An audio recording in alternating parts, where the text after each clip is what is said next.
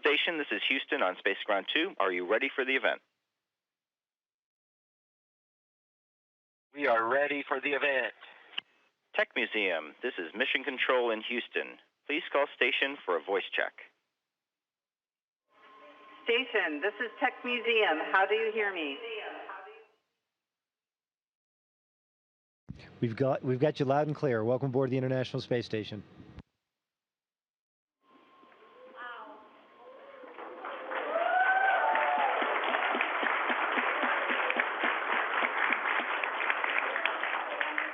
Good morning, Commander Dan and Flight Engineer Dawn. We are proud to be here from the Tech Museum San Jose with some special guests, our students from 5th grade, Washington Elementary School, also located down the street from the Tech Museum.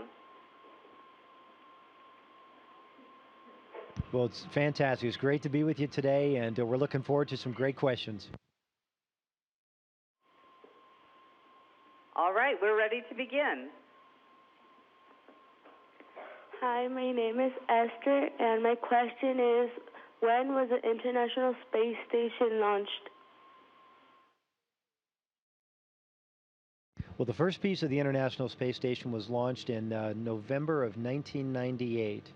So we've got over 13 years of runtime. We had the first crew come aboard Space Station, permanent crew that's been living here like we do right now, in late 2000, towards the end of the year in 2000.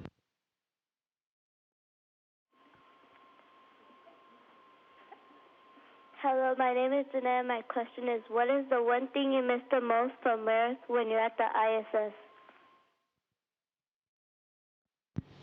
Well, my family is what I miss the most from Earth when I'm on the space station, but my family's not a thing in terms of earthly objects or pleasures. At least I don't really miss them, because the holes that are left when you leave Earth are filled with things that you can do on orbit that you can't do on Earth, like fly. You could float up here. You could see Earth from the windows in a way that you can never see Earth from Earth. So these things fill the holes that are left when you leave Earth.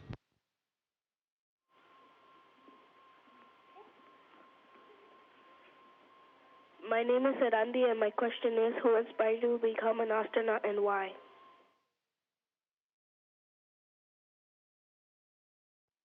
Well, I guess for me, I had a lot of folks that inspired me ultimately to do this. When I was your age, though, I have to admit I didn't at that point want to become an astronaut. Not because I didn't want to do it, but because it never occurred to me that was something that I could do.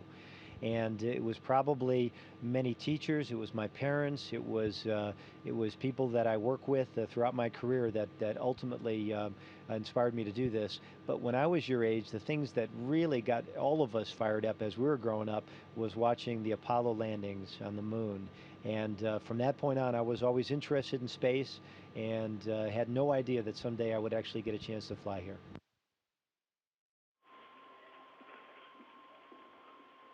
Hi, my name is Sophia. My question is, what is the greatest satisfaction you have ever had in your job?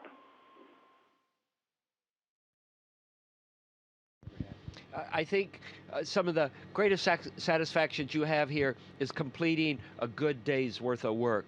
Whether that day's worth of work is doing a science experiment, or whether that day's worth of work is fixing something that's broken, or doing maintenance. It's all good, and at the end of the day, you can say, wow, what a day that has been.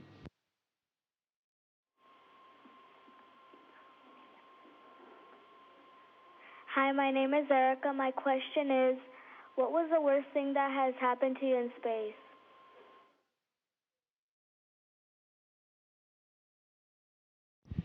Erica, that's a really tough question. I really have a hard time thinking of too many bad things that have ever happened up here.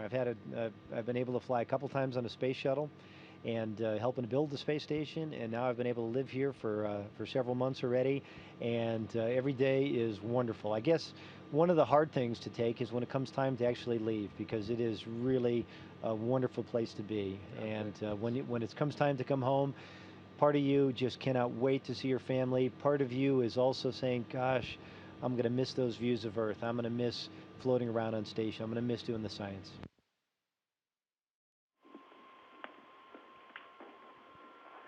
My name is Sergio. My question is, after being in space for many days or weeks, you feel different physically after returning to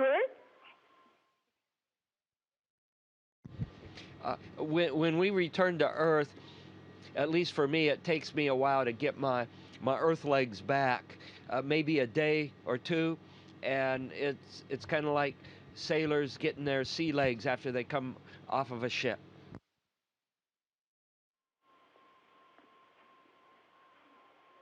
Hello, my name is Hema. My question is, do you have internet in space, and can you take your iPods or iPads to space?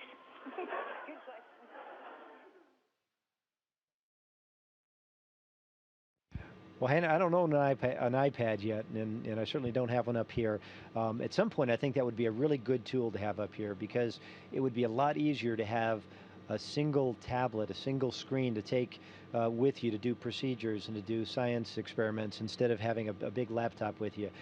We have iPods up here, so NASA and Roscosmos and European Space Agency, we've got iPods, so we can actually uplink all the music that we like to hear, and so we do have that.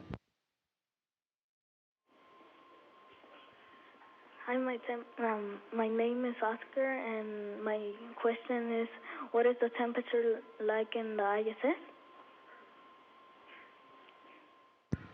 Oh, the temperature at space station, I happen to have a machine right here which measures the temperature, and it shows it's 22 degrees right now. That's in centigrade.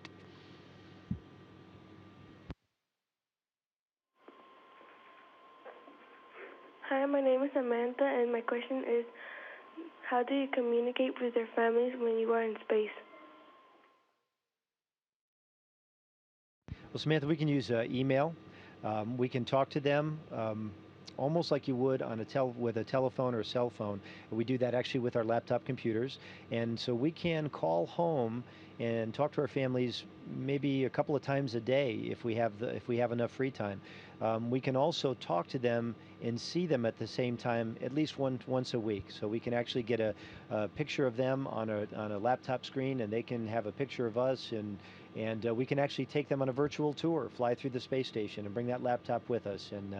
But it's not like being home, but it's still pretty good just the same. My name is Daniel, and how and when does the ISS come back to Earth? Oh, space station is made to never come back to Earth, at least in one piece. What's going to happen is space station, we can continue to maintain it, occupy it, repair it, and refurbish it. And when it's time to move on to the next phase of our space program, space station as a whole will be deorbited, and it'll burn up in the atmosphere somewhere probably over the Pacific Ocean. Hello, my name is Francisco, and my question is going to the bathroom or taking a shower in space different than on Earth?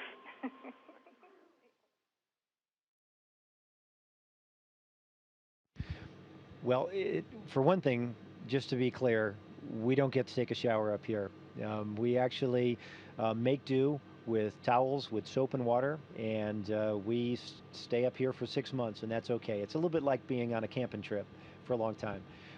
It's really difficult. There used to be a shower on an old space station that the United States had. It's called Skylab a long time ago, and it's really hard to manage all that water, those droplets of water which would just float around. So for us, it's very easy to do it that way. And we have a toilet that works great, and we use airflow to help in the way that gravity helps on planet Earth. And other than that, it works quite nice.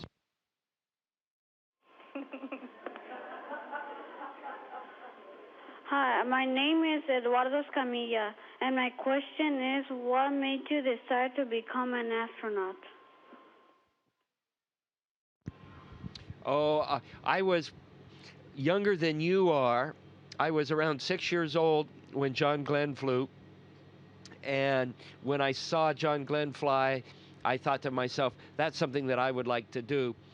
And then I sort of forgot about that until I graduated from college after having taken math and science and engineering, these hard subjects that allow you to go in a technology-rich environment like a spacecraft and operate.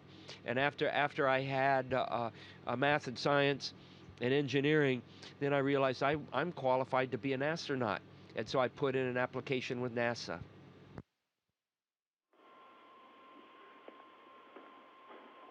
Hi, my name is Ivan, and my question is, when you were training, was it hard? Did you ever feel like giving up because it was hard?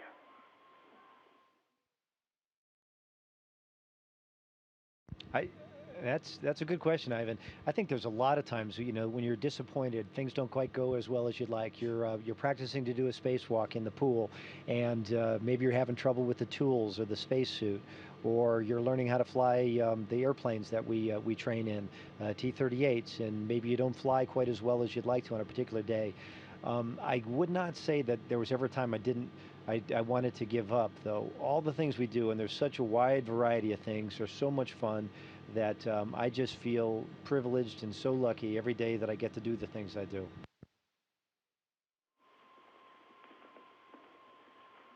Hello, my name is Brian, and my question is, how do you guys feel floating around space? Oh, floating around in space is wonderful. Dan is going to illustrate some things that are really hard to do when you're on Earth, and it's a wonderful experience to be able to be truly weightless and move around without the confines of your weight.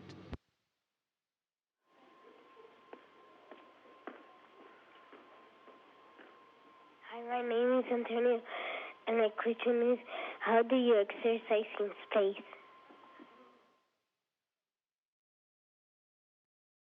But that's really important for us to do, exercise in space. When we're here in space, we're essentially weightless. That is, the weight that we'd ordinarily feel if we're standing on planet Earth is offset by the orbital motion that we and the space station and all the things around us have. So that force is counterbalanced. So we're essentially free floating. And what that means is our muscles don't have to be strong, our bones don't have to be strong, our hearts don't have to pump a lot of blood to do the things we do up here, which means if we just let things be, our bodies would adapt to this, and it would be very difficult to be strong enough to be healthy when you came back to Earth. So for us, we exercise almost 2.5 hours every day. And we do running on a treadmill or bicycling on a bicycle that's right here in this laboratory with us. And we also do weight training using a special machine that uses vacuum, big pneumatic or air-powered cylinders that actually make it feel like lifting weights would be there. And that keeps us healthy.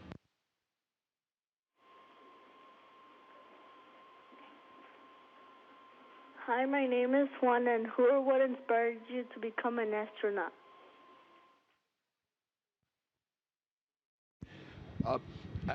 For me, I think it was self-motivation after watching John Glenn fly in space, and then the other astronauts that followed John Glenn, watching the lunar program.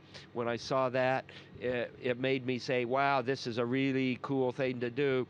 And then I took math and science and engineering in college and did well in that. And that's the key to doing everything cool in life. And it was also the key that opened up the door for me becoming an astronaut. Hi, my name is Luisa, and my question is, when you were a kid, was becoming an astronaut one of your dreams?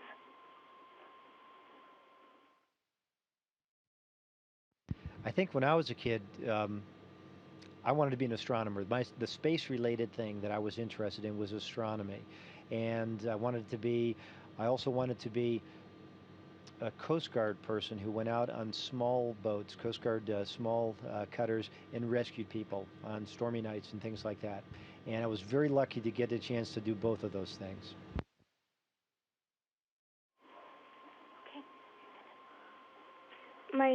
Hello, my name is Samantha, and my question is, what is your mission up in space? Our mission is to learn how to live and work in space and expand human knowledge on living and working in space. And at the same time, we do science experiments that can only be done up here and not on Earth. This one? Okay. Hello, my name is Marilyn. My question is, what is it like to be in space? It's amazing to be in space. It is wonderful. We get to wake up in the morning and fly like Superman down this, 100 feet down the space station, make breakfast. We get to float over to a window where we can actually float up into, actually, it's almost like a glass bubble where we can see the Earth going by. And we can see from horizon to horizon, 360 degrees all around us, thousands of miles. We get the chance to do incredible science experiments with really, really smart people all around the world that are helping to do the research we do here. We get to work on things and repair things when things don't quite go as well as we'd like hardware-wise. We get to do spacewalks sometimes. We get to do robotics operations sometimes. In short, every day is different, every day is wonderful, and it's one of the neatest parts about being an astronaut. Hi, my name is Jonathan. Do you get to cook your favorite food in space? We really don't cook our food. We have food that's more like camping food. And so it comes in pouches and it comes in envelopes that are freeze-dried. And we either inject hot water into it or room temperature water, or we put it in a food warmer, which looks a little bit like a suitcase, and just warm it up. And then we rip open the package and chow down. Hi, my name is Jesus Maro. My question is, what does the space smell like?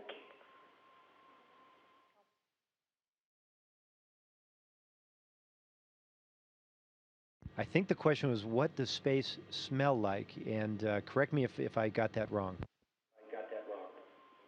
Correct. That's correct. What does, yes. Yes. Okay, that is correct. Okay, good. That's an interesting question, and it's something that I think a lot of people that have flown here before have noticed, and that is after you dock a space shuttle or a Soyuz spacecraft to space station, after you go outside and do a spacewalk, or somebody goes outside and comes back in, and you equalize the pressure difference between outside, which is nearly zero, and inside, which is like it is on planet Earth. You get a chance to smell something that's a little bit metallic smelling, a little bit oily smelling maybe, and there's some theories on what that actually is. And although we're flying in essentially the vacuum of space, where there's very, very little matter up here, there's still a little bit, and some of it is charged, and some of it actually causes potentially some reactions on the various materials that are outside. So our theory is that the smell of space, this oily metallic sort of smell, is probably associated with that. But it's very distinctive and it's very repeatable, and it doesn't matter whether you're in a shuttle, doing a spacewalk, or coming on a Soyuz, it's always pretty much the same. Very interesting though. Hi, my name is Eileen, and my question is, when you return to Earth, what are you planning to do next? When I return to Earth, we're going to have a fairly extensive period, a month or two of rehabilitation, and that's just getting your muscles and your cardiovascular system, your heart pumping blood, so it's used to being back on Earth again. So that's the first thing I'm going to do when I get back to Earth. And actually, the first thing I'm going to do when I get back to Houston is give my family a big hug.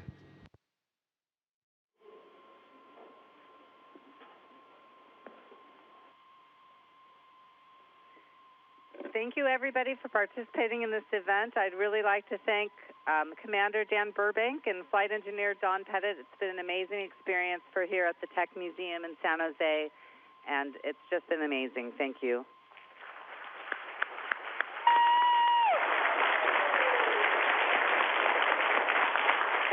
look at I can see it. Station, this is Houston ACR. Thank you. That concludes the event. And thank you, everybody at the Tech Museum.